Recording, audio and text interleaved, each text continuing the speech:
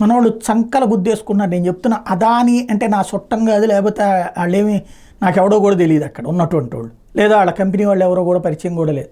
కానీ అదానీలు, అంబానీలు, బజంకాలు, గోయంకాలు ఇలాంటి వాళ్ళు కనుక మన దేశానికి లేకపోతే మన భవిష్యత్ తరాలు రోడ్డు మీద ఉండాల్సి వస్తుంది అనేదే నా భయము. దేశ ఆర్థిక అభివృద్ధిలో వాళ్ళు కీలక పాత్ర పోస్తున్నారు. ఎందుకంటే ఏ దేశపు ఆర్థిక అభివృద్ధి అన్నా ఆ దేశపు పరిశ్రమలు, పారిశ్రామికవేత్తల మీద ఆధారపడి ఉంటుంది. ఇప్పుడు చూడండి, అదానీకి సంబంధించి అమెరికాలో కేసు పెడుతున్నారు అనగానే ఇక్కడ సంకలు గుద్దుకున్న వాళ్ళు ఉన్నారు. మరి వాళ్ళు ఏ దేశం కోసం పనిచేస్తారో తెలియదు, మరి వాళ్ళ బిడ్డల భవిష్యత్తు ఎలా కోరుకుంటారో నాకు తెలియదు. అయితే కెన్యా వాళ్ళు అదానికి సంబంధించిన ప్రాజెక్ట్ ఏదైతే 15,000 కోట్ల విమానాశ్రయం ప్రాజెక్టు, 6,000 కోట్ల పవర్ ప్రాజెక్ట్ కాంట్రాక్టులు క్యాన్సిల్ చేశారు. భలే భలే భలే భలే భలే అని చప్పట్లు కొట్టారు. ఎక్కడికి పోయినాయి ఇవన్నీ?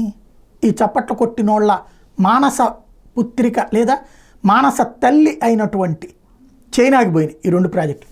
దానివల్ల మనకెరిగిందేంటి, పోయిందేంటి? అదే చర్చ జరగాల్సిన అంశం.